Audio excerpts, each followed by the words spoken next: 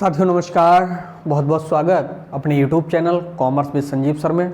दोस्तों, विनिमय विपत्र की जो सीरीज चल रही है उसी सीरीज में आज लेकर के आया हूं क्वेश्चन नंबर 7।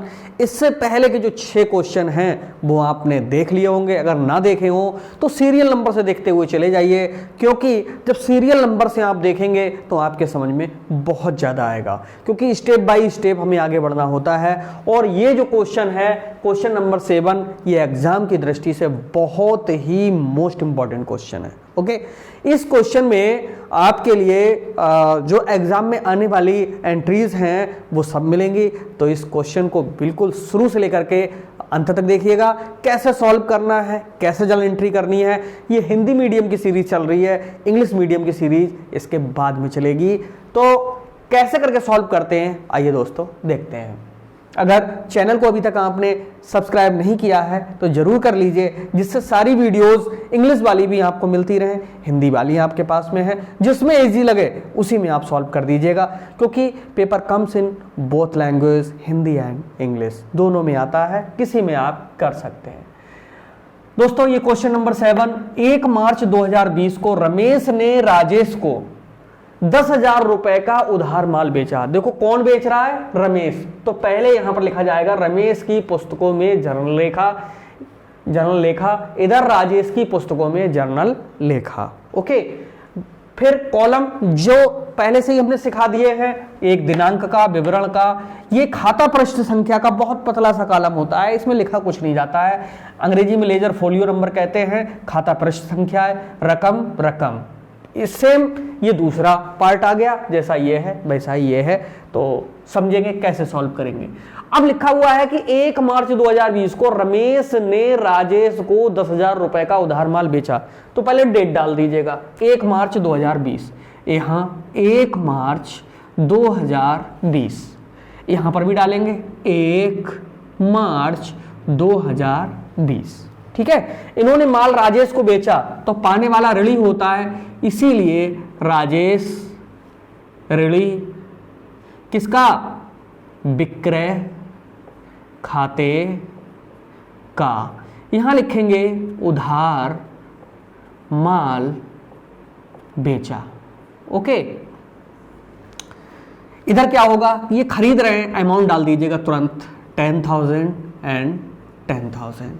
ये खरीद रहे हैं तो एंट्री होगी क्रय खाता ऋणी, क्योंकि क्रय खाता ये खरीद रहे हैं इसलिए क्रय खाता करके आएगा, क्रय खाता ऋणी। और किसका, रमेश से खरीद रहे हैं तो रमेश का।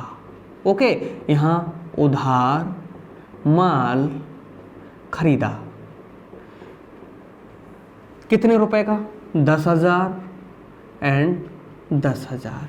ओके, अब हम क्या करेंगे कि जो इन्होंने माल बेचा वो इन्होंने खरीद लिया, अब इनसे पेमेंट भी तो लेना था, लेकिन पेमेंट ना दे करके उन्होंने क्या काम किया है कि इसके बदले 2 माह के विपत्र की स्वीकृति राजेश से प्राप्त की। किसने की होगी, रमेश ने।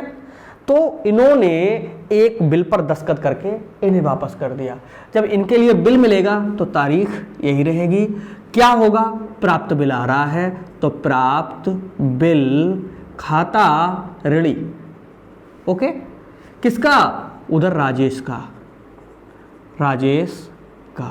नरेशन में लिखेंगे 2 माह, 2 है ना, 2 माह के विपत्र की स्वीकृति प्राप्त की।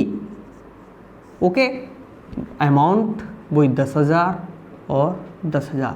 इन्होंने क्या काम किया है, बिल दिया है, स्वीकृति दी है। तो स्वीकृति दी है तो स्वीकृति देने की एंट्री होगी, क्या होगी, पाने वाला ऋणी होता है, यानी रमेश को दे रहे हैं तो यहां लिखेंगे रमेश ऋणी और दे बिल खाते का। दे बिल लिख लो चाहे दे विपत्र लिख दो, बात एक ही है। 2 माह के विपत्र की स्वीकृति दी, अमाउंट 10,000 और यहां पर भी 10,000। अब दोस्तों क्या हुआ कि रमेश ने बिल को अपने पास रखा, क्योंकि यहां से कंडीशन 4 होती हैं जो हम पहले ही क्वेश्चन में बता चुके हैं। या तो अपने पास होगा, बैंक से बना लिया होगा, किसी का बेचान कर दिया होगा या कलेक्शन संग्रह के लिए बैंक भेज दिया होगा। 4 के अलावा 5वीं कंडीशन विनिमय विपत्र में नहीं होती है। ओके, अब पहली कंडीशन है ये कि अपने पास रखा और रखते रखते क्या हुआ कि जब देय तिथि आई तो विपत्र का भुगतान नहीं हुआ। कौन पेमेंट नहीं कर पाया? ये पेमेंट नहीं कर पाए।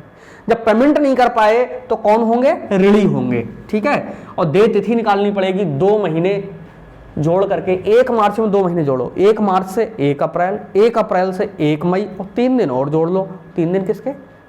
अनुग्रह दिवस।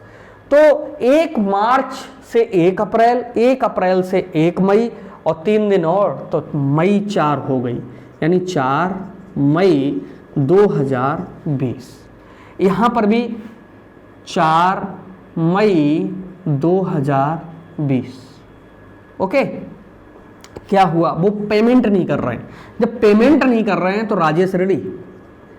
अब राजेश फिर से क्या हो जाएंगे? ऋणी हो जाएंगे। राजेश ऋणी किसके? देय बिल खाते के।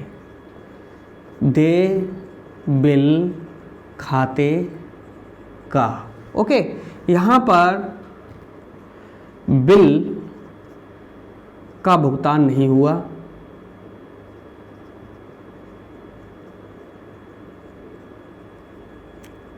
तथा नोटिंग में खर्चा आया। अगर वकील से नोटिंग कराया तो 10 रुपए नोटिंग व्यय के हुए, तथा 10 रुपए नोटिंग व्यय हुए।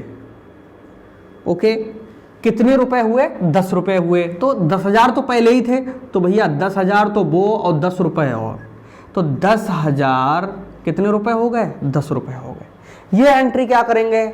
अपना देय बिल वापस लेंगे, यानी देय बिल खाता ऋणी। ओके, और साथ में जो नोटिंग चार्ज, ये नोटिंग चार्ज निकराई व्यय या किसी और नाम से आ जाए, अंग्रेजी में तो नोटिंग चार्ज ही कहते हैं, हिंदी में से निकराई व्यय कहते हैं। नोटिंग लिखा हो तो नोटिंग लिख देना, निकराई लिखा हो तो निकराई लिख देना। ठीक है, ये वकील का खर्चा होता है। नोटिंग व्यय खाता ऋणी किसका? अपने मालिक का, रमेश का। यहां पर लिखेंगे बिल का भुगतान ना हुआ या बिल अनादरण हुआ। ओके, कितने? 10,000 तो ये थे, 10 रुपए ये, टोटल हो गए 10,010 रुपए। बाद में दोस्तों क्या होता है कि इनका टोटल लगा दिया जाता है। You know very well, all question में मैंने ये चीज़ समझाई थी आपके लिए कि बाद में इनका टोटल कर देते हैं। टोटल कितना आएगा? एक जगह कर लो, सब जगह वही आएगा, 10 तियां 30, 30,010 रुपये। ओके, यहाँ पर भी 30,010 रुपये, 30,010 रुपये, 30,010 रुपये। इस तरह से ये क्वेश्चन पूरा हुआ। ये एग्जाम में आने वाले क्वेश्चन है दोस्तों। इसके बाद क्या होगा? फिर से एक नया बिल लिखा जा सकता है, जो आगे के क्वेश्चंस होंगे। फिर से एक नया बिल लिखा जा सकता है, उसका देय तिथि पेमेंट हो सकता है या ये दिवालिया हो सकते हैं। इसके आगे कोई क्वेश्चन नहीं होते हैं। ओके, तो मात्र 2-3 स्टेप और बचे हैं दोस्तों, इनको क्रम से देख लीजिएगा। इसके बाद मैं इंग्लिश मीडियम की सीरीज पे आऊँगा, तो उम्मीद है ये आपको अच्छा लगा होगा। अगर ये अच्छा लगा है तो कमेंट कर दीजिएगा, वीडियो को लाइक कर दीजिएगा, अपने दोस्तों में शेयर कर दीजिएगा। दोस्तों, आपको तो 1 सेकंड लगता है लाइक करने में, कमेंट करने में, और हमें उससे बहुत ऊर्जा मिलती है कि हम जो पढ़ा रहे हैं आपको समझ में आ रहा है। हमें क्या पहचान कि आपके समझ में आ रहा है या नहीं आ रहा है, तो हम वहीं से अनुमान लगाते हैं कि हाँ हमारी वीडियो लाइक हो रही है, इसका मतलब है कि आप हमें लाइक कर रहे हैं। तो ये एक प्रकार से हमारे चैनल के लिए एक आपका सहयोग भी होगा। और अगर किसी भी प्रकार की कोई समस्या है तो ऑफिस का नंबर आपके लिए पता ही है, 97-198-11101। ओके, 97-198-11101 व्हाट्सअप नंबर है, ऑफिस का है, जिसके थ्रू आपको ग्रुप में ऐड किया जा चुका है। या जो लोग नहीं हो पाए हैं तो वो इस नंबर का यूज़ करके ग्रुप में ऐड हो सकते हैं। मिलते हैं इससे आगे के, ये जो 3-4 सवाल आगे आएंगे बहुत ही इंपॉर्टेंट होंगे। एग्जाम में आने वाली ये सीरीज़ है, एग्जाम में आने वाले क्वेश्चंस हैं। मिलते हैं नेक्स्ट वीडियो में, तब तक के लिए बाय बाय।